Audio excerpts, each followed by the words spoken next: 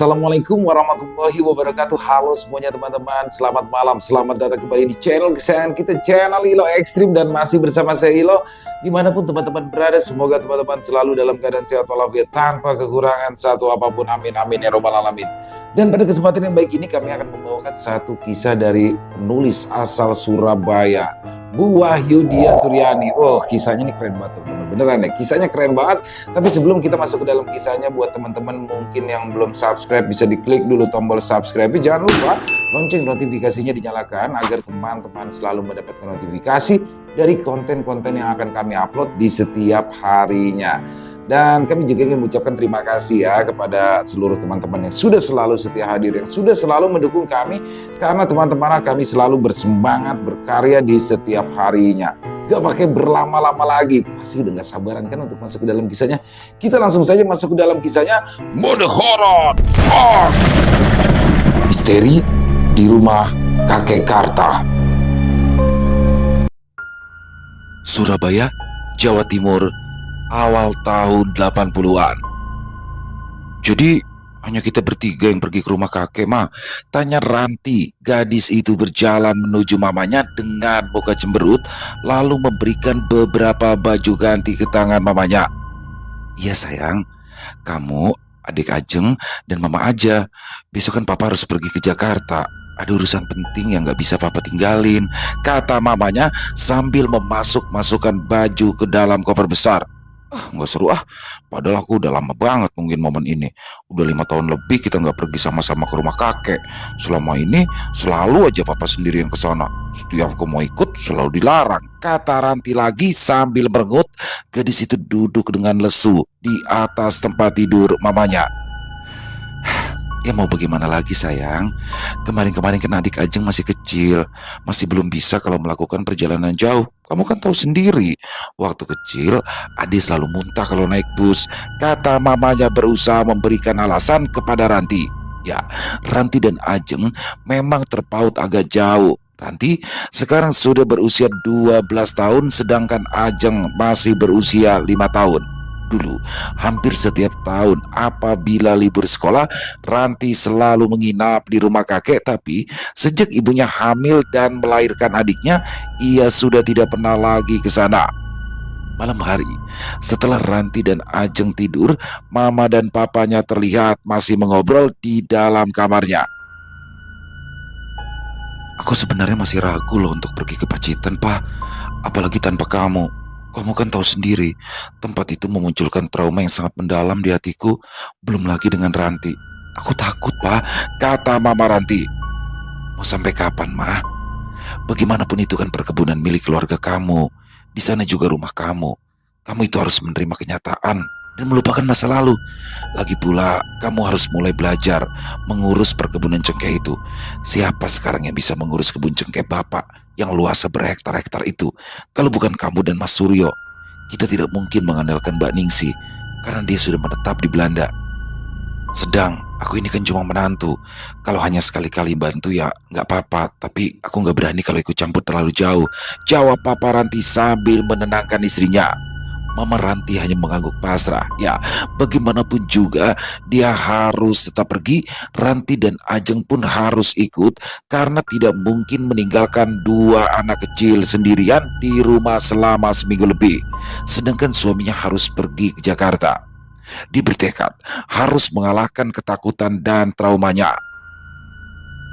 Mama Ranti menyadari bahwa sebagai anak bungsu dari keluarga Karta Suparja, keluarga kaya raya yang masih memiliki keturunan darah Belanda dari kakek buyutnya, dia punya tanggung jawab besar untuk mengelola dan meneruskan perkebunan cengkeh milik keluarganya. Sebenarnya, orang tua Mama Ranti memiliki 3 orang anak. Yang pertama, seorang laki-laki bernama Suryo yang tinggal di Kota Malang. Lalu, yang kedua perempuan bernama Ningsi yang sekarang menetap di negara Belanda. Dan terakhir, Mama Ranti dan keluarganya menetap di Surabaya. Keluarga Mama Ranti sendiri adalah keluarga yang cukup terpandang. Mereka memiliki berhektar-hektar tanaman cengkeh. Tanaman-tanaman cengkeh itu akan mengalami panen kecil setiap 1 atau 2 tahun sekali dan panen raya setiap 4 atau 5 tahun sekali. Dan di bulan-bulan Februari seperti inilah puncak dari panen raya itu. Seminggu yang lalu, kakak Mama Ranti, yaitu Pade Suryo, sudah mengirim telegram bahwa esok dia akan ke Pacitan dan berharap agar papa atau mamanya Ranti ikut membantu mengawasi para pekerja untuk memanen cengkeh. Keesokan paginya, papa mengantarkan Ranti, Ajeng, dan mamanya ke terminal bus dari Surabaya ke Pacitan, memakan waktu sekitar 5 jam dan ditambah 1 jam lagi perjalanan untuk sampai di desa tempat asal Mama Ranti.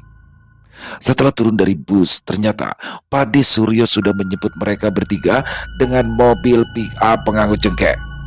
Selama perjalanan ke rumah kakeknya, Ranti disuguhi oleh pemandangan alam yang luar biasa indah, sawah-sawah hijau terbentang luas, kebun-kebun palawija yang ditanam dengan teratur, orang-orang yang sibuk hilir mudik, baik berjalan kaki atau menggunakan sepeda, tampak sibuk dengan kegiatan masing-masing.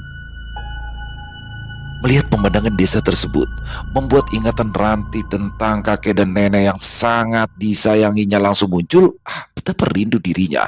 Sudah 5 tahun lebih dia tidak berjumpa. Dia juga merindukan Pak Sosro dan Bu Tini, sepasang suami istri lanjut usia yang menjadi pembantu kepercayaan kakeknya. Ranti ingat, dulu Pak Sosro sering membuatkan Ranti mainan-mainan tradisional yang terbuat dari bambu, pelepah pisang, atau kulit jeruk bali. Dia juga rindu dengan masakan Butini yang selalu enak, apalagi pastel buatan Butini sampai sekarang belum ada yang menandingi kelezatannya. Belum lagi rasa rindunya dengan Mas Bagas. Ya, Mas Bagas, kakak sepupunya, putra tunggal dari Bude Ningsi. Entahlah kenapa setiap ia menyebut nama Mas Bagas, hatinya selalu berdesir. Dari dulu, dia sangat kagum dengan Mas Bagas. Mas Bagas yang dewasa, penyabar, dan selalu membelanya saat sepupu-sepupunya yang lain menggodanya sampai menangis. Sekarang ini Mas Bagas pasti sudah SMA atau malah sudah kuliah ya, pikir Ranti sambil membayangkan wajah sepupunya yang tampan. Tak terasa, mobil pick up mulai memasuki jalan menanjak dan semakin naik ya. Rumah kakek Ranti memang dibangun di atas bukit yang dikelilingi oleh pohon-pohon cengkeh. Pemandangannya sangat indah, apalagi bila sudah sore hari maka akan turun kabut sehingga suasananya menjadi dingin dan juga syahdu. Apalagi rumah itu adalah bangunan peninggalan Belanda yang merupakan kakek buyut Ranti yang dibangun dengan atap tinggi khas rumah-rumah kuno zaman dulu, dan rumah itu juga satu-satunya rumah besar yang dibangun di atas bukit sehingga terlihat mencolok di antara rumah-rumah yang lain. Turun dari mobil, Ranti langsung berlari ke dalam rumah. Dia berteriak-teriak memanggil nama kakek, nenek, Pak Sosro, dan Butini.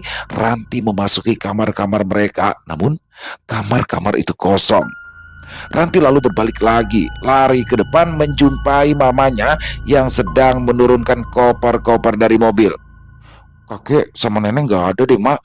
Pak Sosro sama Butini juga nggak ada. Mereka kemana ya? Tanya Ranti. Biasanya kalau Ranti datang, mereka pasti sudah menyambut Ranti di pintu depan, katanya lagi sambil ngos-ngosan karena berlari. Ranti memang harus berlari untuk berkeliling rumah kakeknya. Malum saja, rumah kakek Ranti memang sangat-sangat luas.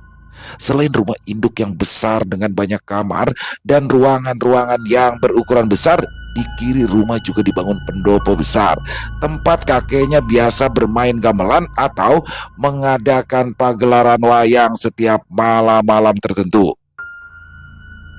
Sedangkan di sebelah kanan ada pondok tambahan yang biasanya digunakan oleh neneknya untuk mengajar gadis-gadis desa menjahit ya. Neneknya memang pandai membuat baju sendiri dan beliau mengajarkan keahliannya kepada gadis-gadis desa yang putus sekolah atau tidak bersekolah itu dengan secara gratis. Selain bangunan utama dan bangunan yang ada di kiri dan kanan, masih terdapat bangunan dan halaman yang luas di belakang. Bangunan di belakang itu terdiri atas dapur yang besar, beberapa kamar untuk pembantu dan kamar mandi pembantu. Belum lagi kakeknya dulu adalah penggemar kuda. Jadi beliau membangun beberapa istal kuda di belakang halaman.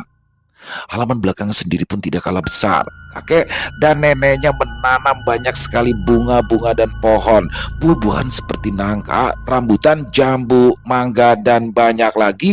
Dan tanaman-tanaman itu membuat banyak daun-daun kering yang berjatuhan di sana, sehingga dulu kakek menyuruh Pak Sosro untuk membuat lubang di dekat istal kuda.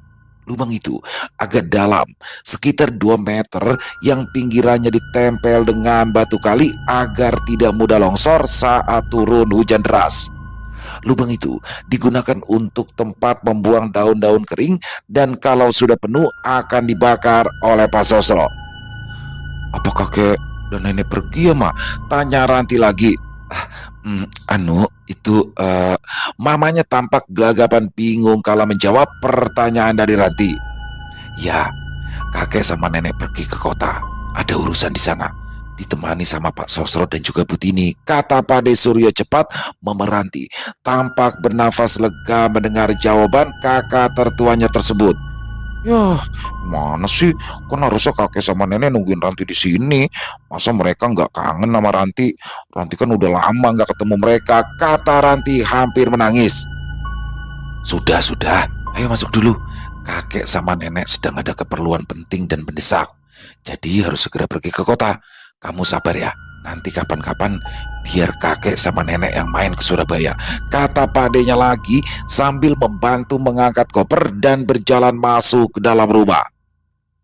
Ranti, adik dan mamanya menempati kamar mamanya saat masih gadis dulu. Letak kamar mamanya di jajaran bangunan sebelah kanan dekat pondok tempat neneknya biasa mengajar menjahit, dan kamar itu menghadap langsung ke kebun mawar. Ranti suka sekali dengan kamar ini karena kalau pagi dia bisa mencium wangi bunga mawar yang bermekaran. Seperti pagi ini, Ranti terbangun oleh wanginya bunga mawar dari jendela yang sudah dibuka lebar oleh mamanya. Gimana? Enak tidurnya? Capek ya perjalanan kemarin? Tanya mamanya. Lumayan, jawab Ranti pendek. Ranti, hari ini mama sama Pade akan sibuk sekali di kebun. Kamu main sama adik di dalam rumah utama aja ya. Jangan pergi ke belakang-belakang. Nanti ada Mbak Warni sama Mbak Sri yang akan menemani dan menyiapkan makan siang. Selepas makan nanti jangan lupa ajak adik tidur siang ya, pesan Mama Ranti. Iya mah, jawab Ranti dengan malas. Liburan baru aja hari pertama sudah sangat membosankan, keluh Ranti dalam hati. Siang itu, setelah makan siang, Mbak Warni menyuruh Ranti dan Ajeng untuk tidur, tapi Ranti hanya membolak-balikan badannya di tempat tidur. Dia tidak mengantuk, dia merasa kedinginan. Diedarkan pandangannya ke arah luar jendela. Loh, kok kabutnya udah turun sih? Padahal masih siang. Biasanya kan kabut turunnya sore, batin Ranti. Pantas aja aku ngerasa kedinginan, batinnya lagi. Diliriknya adiknya yang sudah tertidur pulas di sebelahnya. Ranti diam sejenak. Dia merasa bosan. Ranti sebenarnya ingat kalau kakeknya memiliki perpustakaan kecil di bangunan bagian belakang dulu. Dia dan sepupu-sepupunya yang lain sering berkumpul menghabiskan waktu di sana. Kakeknya memang memiliki banyak sekali buku-buku cerita dan komik-komik lawas seperti serial Koping Ho, Punokawan, dan kisah-kisah petualangan lainnya. Tadi pagi, Ranti sudah meminta izin kepada mamanya untuk mengambil beberapa koleksi buku-buku cerita kakeknya di perpustakaan, tapi mamanya bilang kalau perpustakaan itu sekarang sudah dikunci dan mamanya tidak tahu di mana kunci itu sekarang. Akhirnya, karena merasa bosan, Ranti pun memutuskan keluar kamar untuk berjalan-jalan. Dia pikir, toh dia hanya akan berjalan-jalan di sekitaran rumah. Dia mulai melangkah menyusuri koridor yang sepi. Ya, sudah menjadi kebiasaan sedari dulu di rumah ini. Kalau siang, seluruh penghuninya akan tidur siang, sedangkan para pembantu sibuk di belakang. Ranti terus melangkah hingga tanpa disadari kakinya mengarah menuju ruang perpustakaan. Sesampainya di depan pintu perpustakaan, Ranti bisa melihat ruangan itu dari luar karena sebagian pintunya yang terbuat dari kaca. Dia lalu mengintip ke dalam, lalu dia iseng mencoba menekan gagang pintunya dan ceklek. Terdengar bunyi pintu terbuka. Ranti sedikit terkejut. Ih, mama bohong, katanya pintunya dikunci. Tapi ternyata enggak, betinya. Ranti perlahan masuk berjalan ke dalam perpustakaan itu. Diedarkan pandangannya, dia melihat kursi goyang tempat biasa kakeknya duduk sambil membaca dan merokok cerutu. Di sampingnya terdapat meja kecil untuk tempat kopi dan jajaran buku-buku di dalam rak yang tertata rapi. Ranti berjalan mendekati kursi goyang kakeknya. Dicobanya digoyangkan perlahan.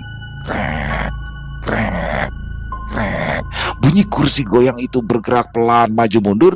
Ranti lalu melangkahkan kakinya, berjalan menuju deretan rak-rak buku yang tertata rapi. Matanya mulai menyusuri judul-judul buku koleksi kakeknya.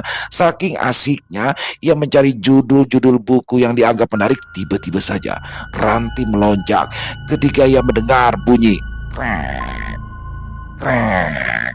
Ranti pun langsung menoleh. Dilihatnya seorang laki-laki tua berpakaian beska putih dan bersarung kotak-kotak hitam yang menjadi ciri khasnya, tengah duduk di kursi goyang itu sambil menghisap cerutu. "Kakek!" teriak Ranti terkejut. Laki-laki tua itu tersenyum, lalu merentangkan kedua tangannya.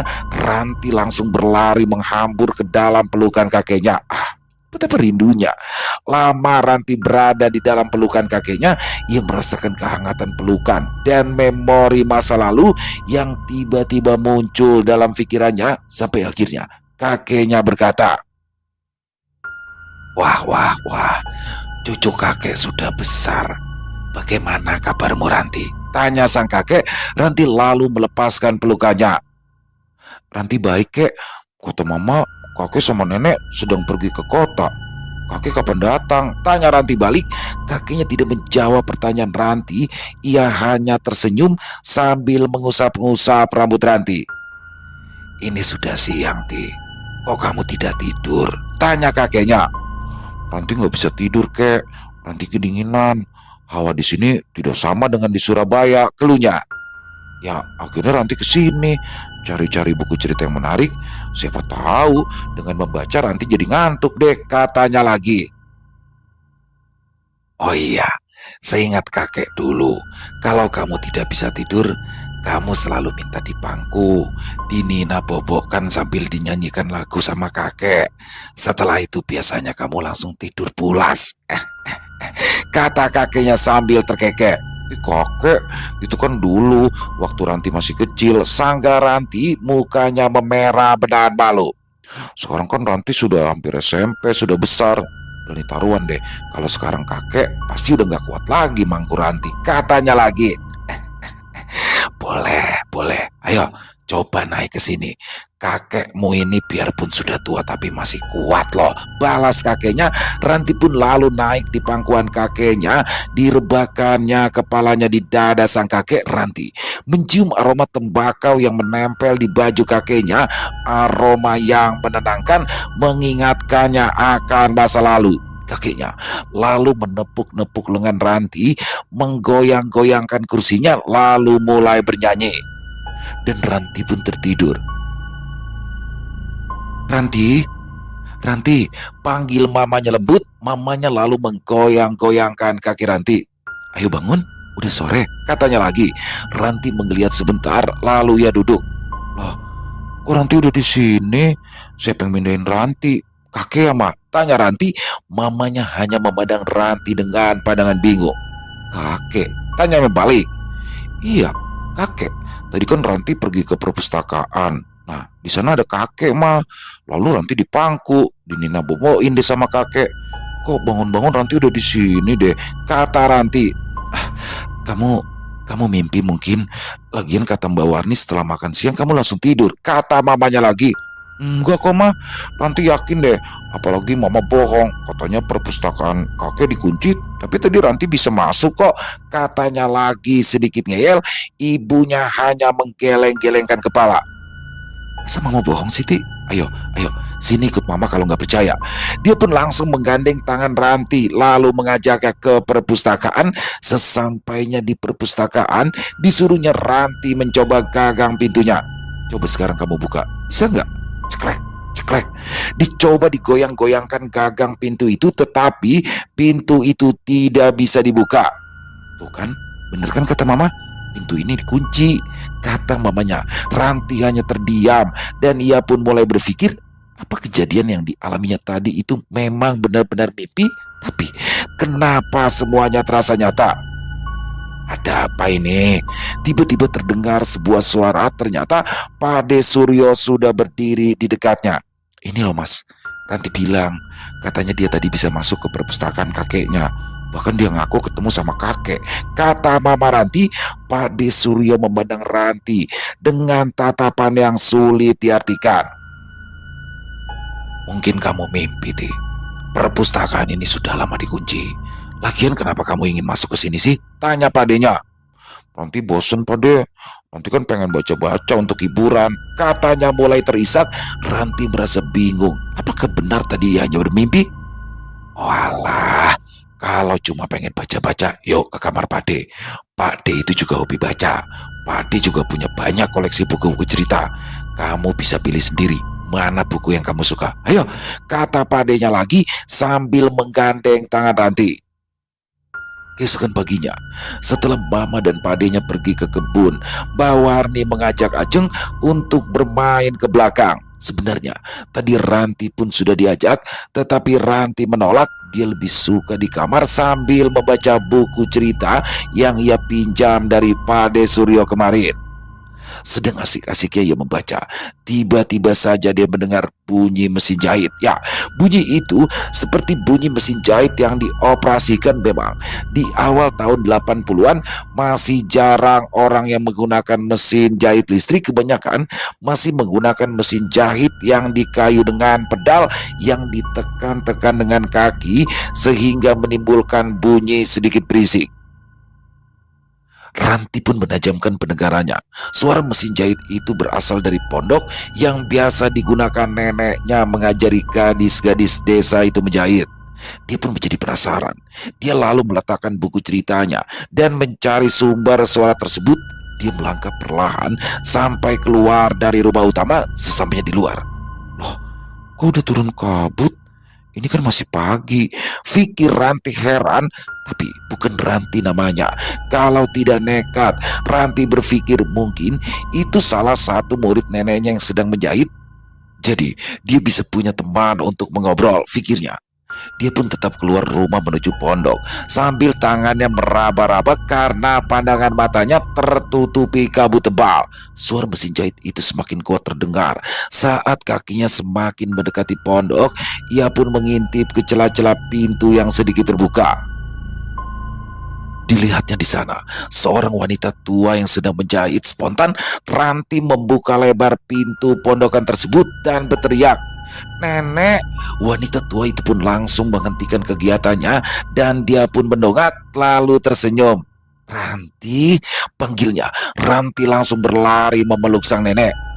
"Ranti kangen banget tuh sama nenek," kata Ranti. "Iya, nenek juga kangen sama kamu." Wah, Ranti sekarang sudah besar ya.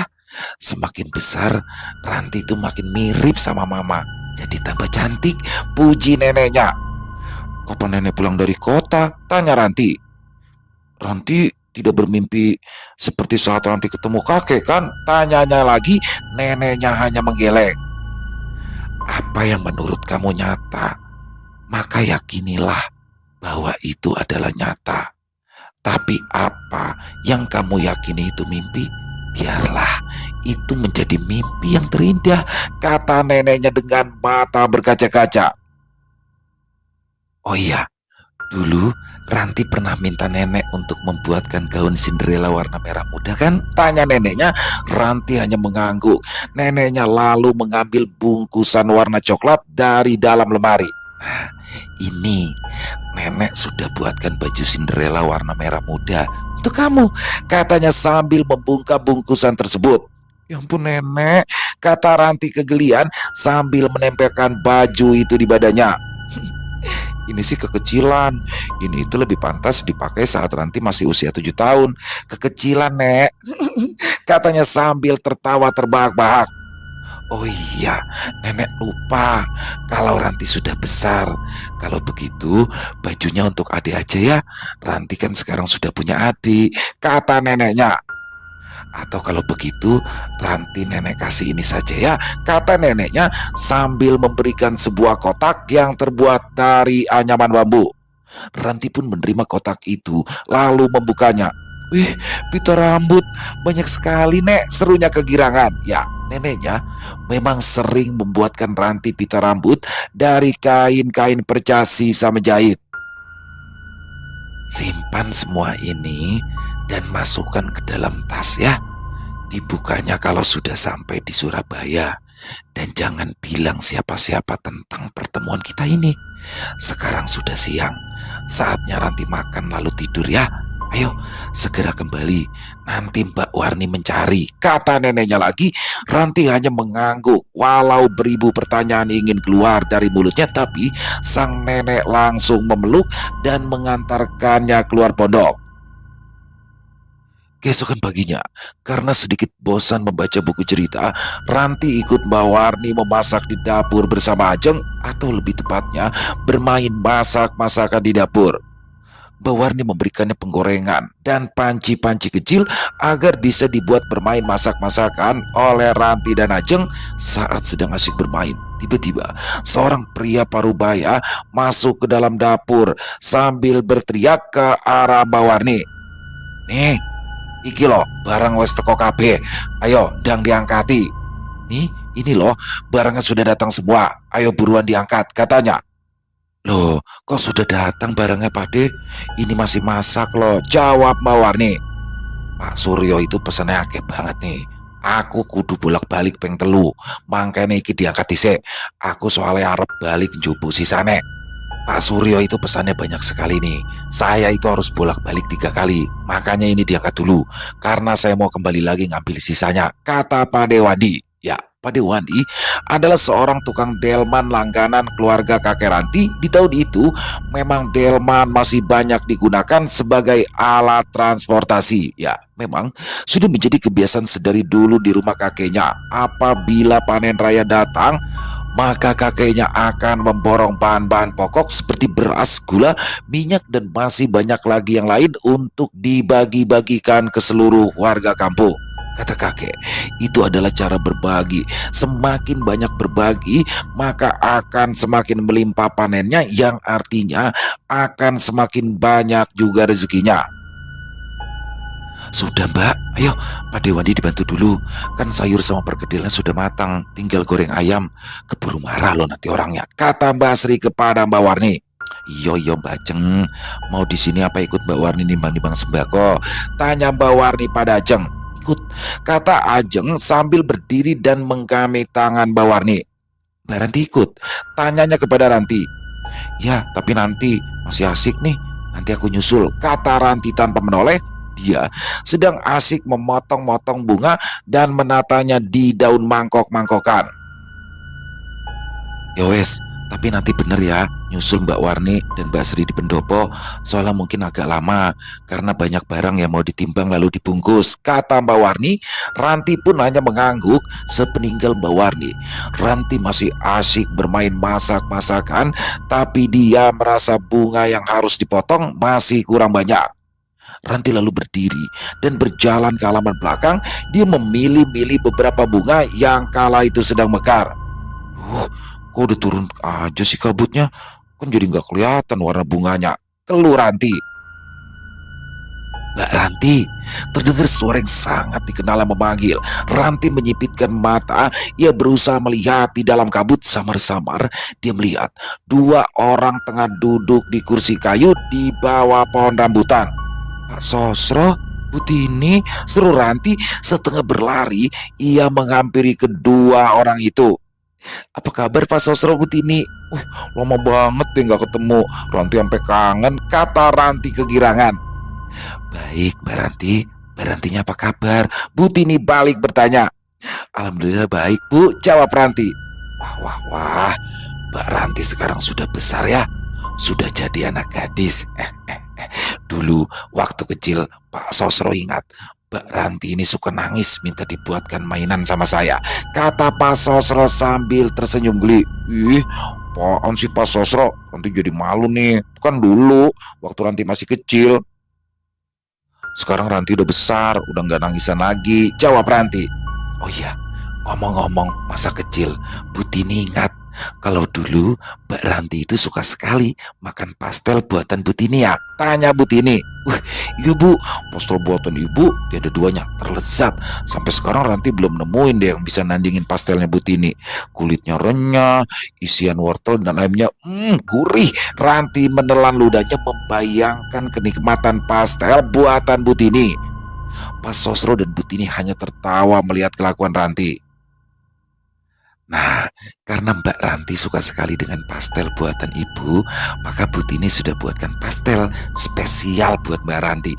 Kata Butini sambil tiba-tiba ia mengeluarkan sepiring pastel yang masih mengepulkan asap dari belakang badannya. Wih, pastel Butini, seru Ranti kegirangan, tangannya langsung mengambil 2 buah pastel. Pelan-pelan, Mbak, masih panas, kata Butini. Ranti memakan pastelnya sambil meniup-niup karena pastel tersebut masih sedikit panas. Pak Sosro dan Butini tersenyum sambil memperhatikan tingkah Ranti yang dengan lahap memakan pastel buatannya. Ketika Ranti hendak mengambil pastel keempat, tiba-tiba saja terdengar suara orang berkata, "Jangan makan terlalu banyak, Ti. Nanti kamu gendut dan gak cantik lagi." Kata suara itu, Ranti lalu menoleh. Dilihatnya seorang pemuda tampan dengan wajah Indo, keturunan dari kakek buyutnya yang ada darah Belanda, tengah berjalan pelan ke arahnya. Ranti terpaku beberapa saat sebelum akhirnya ia berkata lirih, "Mas Bagas." Ranti pun berlari ke arah pemuda itu, lalu dipeluknya erat-erat, lalu Ranti pun menangis. "Ya ampun Mas, Mas Bagas kapan datang? Ranti kangen banget ya sama Mas Bagas. Ranti pikir kita nggak akan bisa ketemu lagi karena kata Mama, Mas Bagas sama Bu Deningsih sekarang udah pindah ke Belanda," kata Ranti di sela-sela isak tangisnya. Bagas menepuk-nepuk bau Ranti dengan lembut. "Iya, Mas juga kangen sama Ranti. Makanya begitu Mas tahu Ranti kesini, Mas langsung datang," katanya. Bagas lalu menggandeng tangan Ranti untuk menuju pohon nangka, tempat dulu dia dan Ranti sering bermain. Mereka berdua lalu duduk di bawah pohon itu. "Kamu sekarang sudah besar ya, Ti. Semakin cantik," puji Bagas. Mas Bagas juga makin..." Ranti diam sejenak. Dia memandang wajah Bagas dengan seksama rasanya. Mas Bagas ini tidak pernah berubah. Dia masih sama seperti Mas Bagas yang diingatnya 5 tahun yang lalu. Tapi Mas Bagas tetap tampan dengan kulit putih bersih, ciri khas anak keturunan, dan hidung yang mancung. Belum lagi kebiasaannya dari dulu yang tidak pernah berubah, yaitu menyeka rambut yang menutupi matanya dengan tangan. Ranti sangat suka saat melihat Mas Bagas melakukan itu. "Kamu kelas berapa sekarang?" tanya Bagas. "Kelas 6 SD. Sebentar lagi Ranti SMP loh Mas," kata Ranti dengan bangganya. Kalau Mas Bagas sekarang udah SMA atau kuliah?" Ranti balik bertanya. Bagas hanya terdiam. "Pasti sudah SMA deh dan mau kuliah ya. Dulu kan Mas Bagas sering cerita katanya pengen jadi dokter biar bisa nolongin orang sakit," cerocos Ranti lagi. Bagas hanya tersenyum. "Nanti Ranti juga harus jadi dokter ya. Lanjutkan cita-cita Mas Bagas. Kalau Ranti jadi dokter, Mas Bagas yakin Ranti pasti akan menjadi dokter yang baik," kata Bagas dengan pandangan mata yang sedih. Mereka berdua lalu asyik mengobrol sampai waktu makan siang tiba dan Bagas pun menyuruh Ranti masuk ke dalam rumah sambil sebelumnya berpesan agar Ranti tidak memberitahu siapapun tentang pertemuan ini. Walaupun Ranti ingin tahu alasan kenapa dia tidak boleh menceritakan hal ini kepada siapapun, tapi Ranti tetap berjanji. "Kalau kamu ingin mengobrol dengan Mas Bagas, datang ke sini Ati. Saat kamu turun, Mas Bagas pasti datang," kata Bagas. Ranti hanya mengangguk.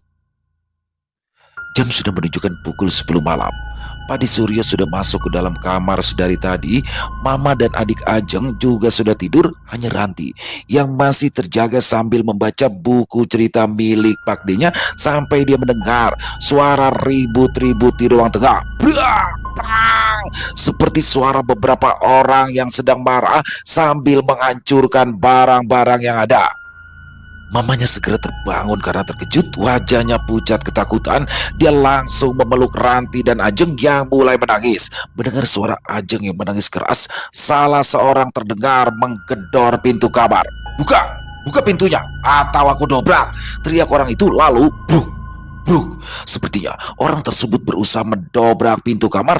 Mama Ranti semakin ketakutan. Dia memeluk Ranti dan Ajeng semakin kuat, tapi tiba-tiba saja terdengar suara, "Tolong, ampun!" Kemudian terdengar suara seperti orang berkelahi dan memukul-mukul. Bunyi benda-benda pecah dan benda yang dibanting tampak jelas dari kamar. Bahkan ada yang berteriak, "Setan! Setan Pakarta! Tidak mungkin Pak Sosro dan Putih ini sudah mati. Tidak mungkin hidup lagi." Lalu terdengar banyak lagi suara-suara jeritan sampai akhirnya suasana menjadi sepi. Setelah yakin tidak ada suara, mamanya memberanikan diri keluar dari kamar. Dia lalu membuka pintu kamar dengan perlahan. Bersamaan dengan pintu kamar Pade Suryo yang juga dibuka, keduanya saling bertatapan dengan wajah yang masih sama-sama pucat karena ketakutan. Pemandangan yang terlihat di ruang tengah itu sangat menakutkan. Ruangan itu sudah sangat berantakan, kursi-kursi kayu banyak yang hancur, vas-vas bunga banyak yang pecah, belum lagi 5 atau 6 tubuh orang yang memakai baju hitam dan penutup muka bergelimpangan. Ceceran darah juga banyak bertebaran di mana-mana. Ranti tiba-tiba menyeruak di samping badan mamanya yang masih terpaku karena shock. Ranti yang melihat pemandangan itu langsung mematu. Matanya melihat ke arah orang-orang yang bergelimpangan yang entah pingsan atau sudah mati. Darah berceceran di mana-mana. Tiba-tiba membuat kepalanya menjadi sangat-sangat sakit. Ranti tidak bisa menahannya. Dia hanya bisa berteriak, "Mama!" Dan Ranti pun pingsan. Bau obat-obatan dan antiseptik menyeruak di dalam hidungnya. Ranti membuka matanya perlahan. Hal yang pertama dilihatnya adalah mamanya yang duduk di sampingnya sambil menangis. "Mama!" panggil Ranti perlahan. "Ya Allah, syukur alhamdulillah. Akhirnya kamu sadar juga, nak. Sudah 2 hari ini kamu pingsan," kata mamanya. "Mak, kakek dan nenek," kata Ranti ingin mengatakan sesuatu, tetapi mamanya langsung memotong. "Shh, sudah. Sekarang Ranti istirahat dulu aja ya. Kembalikan dulu kondisi badannya. Jangan banyak membebani pikiran dengan hal-hal berat agar cepat sehat kembali ya," kata mamanya sambil membetulkan selimut Ranti. 3 hari lamanya, Ranti dirawat di rumah sakit. Dan selama itu pula, mamanya melarang dia membicarakan masalah apapun yang terjadi di rumah itu. Dan pagi ini, karena kondisi Ranti yang sudah membaik, maka Ranti pun diizinkan pulang. Sebelum pulang, mamanya dipanggil ke ruangan dokter dan Ranti menunggu di luar. Tapi dia masih bisa mendengar suara dokter memberikan penjelasan kepada mamanya. "Jadi seperti ini, Bu. Seperti yang dulu 5 tahun yang lalu saya pernah katakan kepada ibu, bahwa Ranti ini mengalami amnesia disosiatif atau amnesia lupa ingatan sebagian akibat dari trauma yang sangat mendalam. Jadi dia hanya kehilangan ingatan pada hal-hal yang membuatnya trauma. Otaknya secara otomatis menutup hanya pada peristiwa yang membuatnya shock. Dia tidak akan mengingat kejadian itu. Dan itulah sebabnya saya pernah menyuruh ibu agar menjauhkan Ranti dari hal-hal yang bisa membuat otaknya mengingat kembali kejadian itu, karena saya takut otaknya tidak mampu dan malah akan membuat dia stres. Tapi ternyata alhamdulillah, Ranti sangat kuat. Ini semua di luar prediksi saya. Ternyata Ranti mampu menerima trauma masa lalunya dengan tenang. Jadi hal-hal yang kita takutkan tidak sampai terjadi," kata dokter menjelaskan. "Jadi sekarang Ranti sudah bisa mengingat semua kejadian 5 tahun yang lalu, Dok?" tanya mamanya. "Ya, Ranti sudah ingat kembali," kata dokternya lagi. "Ya, Ranti sudah ingat. Ranti sudah mengingat semua kejadian malam itu 5 tahun yang lalu.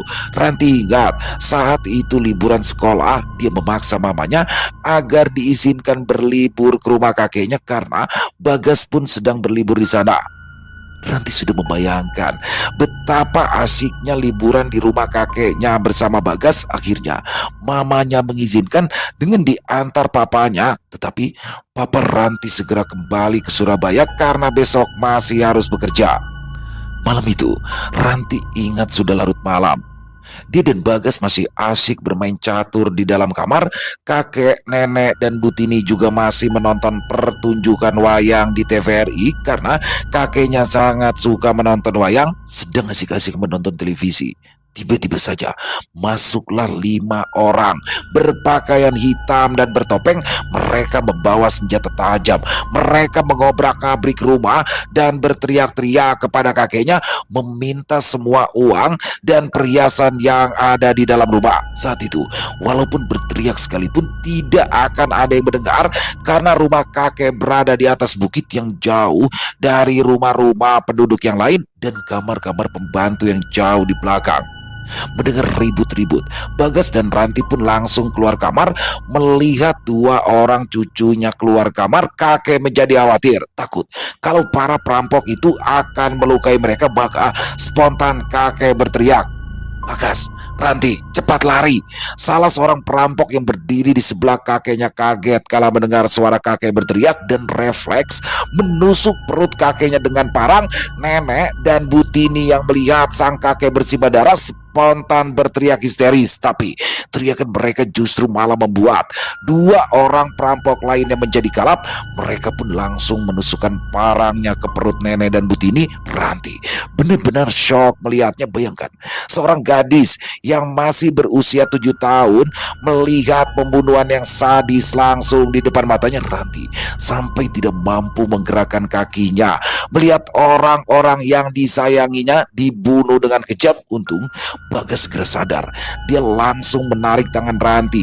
Dia berlari menuju halaman belakang karena dilihatnya salah satu perampok ada yang berjaga di depan pintu masuk. Melihat Bagas dan Ranti yang berusaha kabur, salah satu perampok itu berlari mengejar. "Hei, jangan lari kalian!" teriaknya saat Ranti dan Bagas hampir kena. Tiba-tiba saja brak! Sebuah balok kayu menghantam perampok itu sehingga ia jatuh terduduk. "Mas Bagas, Mbak Ranti, cepat lari, biar Pak De Sosro yang menghalangi orang ini," kata Pak Sosro yang tiba-tiba muncul membawa balok kayu. Bagas langsung mengajak Ranti berlari lagi. Tapi belum lama berlari, Ranti mendengar suara jeritan dari Pak Sosro. Ranti tidak berani membayangkan apa yang terjadi dengan Pak Sosro karena Pak Sosro yang sudah tua pasti dengan mudahnya dilumpuhkan oleh para perampok itu. Mereka terus berlari sampai ke halaman belakang. Mereka kebingungan karena halaman belakang yang betul-betul tidak kelihatan apa-apa karena tertutup kabut yang tebal. Tapi mereka tetap berlari. Insting mereka mengarahkan mereka ke arah istal kuda. Mereka masih bisa mendengar suara para perampok itu berteriak-teriak di belakang. Dan semakin dekat sepertinya dia bisa melihat Bagas karena saat itu Bagas memakai kaos berwarna merah menyala. Bagas tampak kebingungan.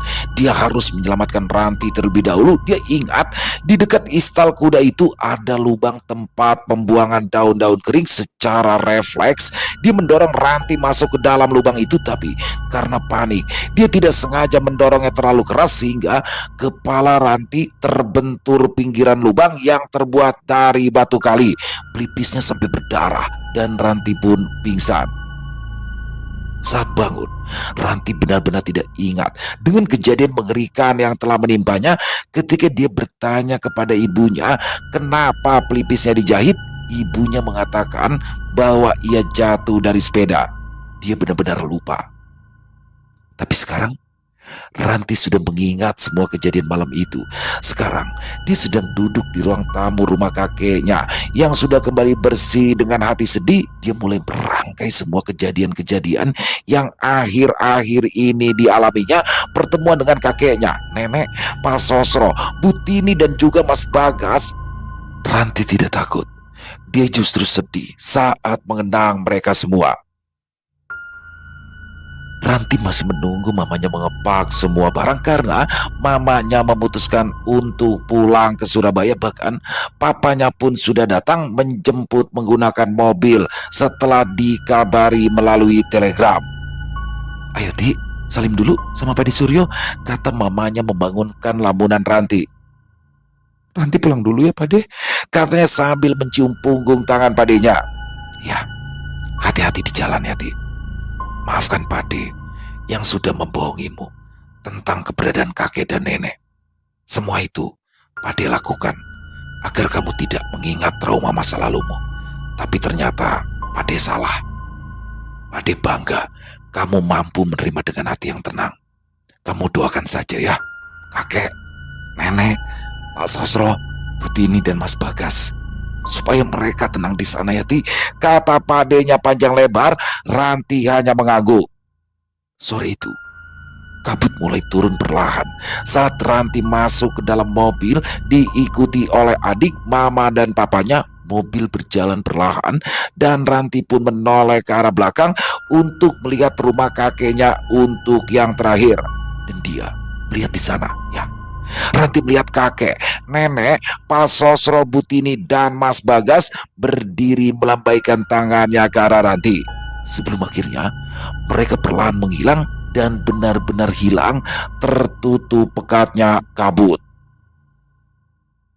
Selesai. Wow, luar biasa. Keren, pakai banget nih kisahnya. Kalau menurut saya bagaimana Ranti ya pada awalnya datang ke rumah kakeknya. Jadi ini di awal saya pikir ya itu biasa lah ya. Maksudnya arwah kakeknya. Mungkin juga teman-teman udah nebak nih bahwasanya kakek dan neneknya dan juga Mas Bagas dan dua pembantunya ini sudah meninggal. Pasti udah paham juga ya mungkin di awal. Saya juga udah ini pasti hantu nih yang ketemu nih. Ngasih neneknya ngasih pita, terus kakeknya juga ketemu juga sama kakeknya di Dina boboin, bahkan dia makan pastel pemberian dari Pak Sasro dan Butini, bahkan ketemu sama Mas Bagas. Tapi keren banget, ternyata itu semua adalah dia kayak amnesia ya, kayak mengalami trauma. Disebutkan di situ amnesia ada beberapa jenis. Jadi dia hanya lupa pada sesuatu yang membuat dia trauma. Jadi ada kejadian 5 tahun ternyata di baliknya. Dan ketika di 5 tahun yang dulu itu keluarganya dibantai. Keluarga kakeknya ya, kakek, nenek, 2 orang pembantu, dan sepupunya dia itu Mas Bagas. Keren banget. Ini plot twist ya, kalau menurut saya pribadi ini plot twist yang saya pikir tadinya itu hantu atau apa, tapi itu kayak ingatan yang kembali dan banyak multitafsir sih ya. Bisa jadi memang sosok-sosok yang datang itu adalah sosok-sosok yang kangen dan seperti mengungkapkan bahwa ini loh kejadian ini harus kamu terima, kamu harus kuat menghadapi semuanya. Jangan sampai menjadi wanita yang lemah, jangan sampai drop, apalagi dorongan dari Mas Bagas untuk kuat, supaya kuat dan jadilah dokter. Agak sedikit ini sih emosional tuh pada saat bersama Mas Bagas kalau saya pribadi ya. Overall kisahnya keren banget, kisahnya asli keren banget. Terima kasih Bu Wayudia ya atas kisahnya yang luar biasa. Ditunggu lagi kisah-kisah selanjutnya. Dan juga semoga kisah barusan bisa menghibur teman-teman semua para pecinta penikmat horor misteri, lebih khususnya lagi kepada para subscriber dari channel Ilo Extreme. Silakan mari kita ambil yang baiknya saja, hikmah baiknya kita ambil, yang buruknya dibuang ya teman-teman ya. Dan silakan buat teman-teman yang mungkin punya komentar lain, yang mungkin punya pendapat lain tentang kisah barusan, bisa menuliskan di dalam kolom komentar ataupun hanya sekedar saling menyapa. Insya Allah kami akan menjawab satu persatu. Dan buat teman-teman yang suka dengan videonya, bisa diklik tombol like atau jempolnya, boleh juga dong di-share link videonya ini, dibantu share ya ke teman-teman yang lain agar juga ikut merasa terhibur. Dan buat teman-teman mungkin yang baru gabung atau yang udah lama gabung ternyata lupa nih belum subscribe, ayo dong bisa diklik dulu tombol subscribe. Jangan lupa lonceng notifikasinya dinyalakan agar teman-teman selalu mendapatkan notifikasi dari konten-konten yang akan kami upload di setiap harinya.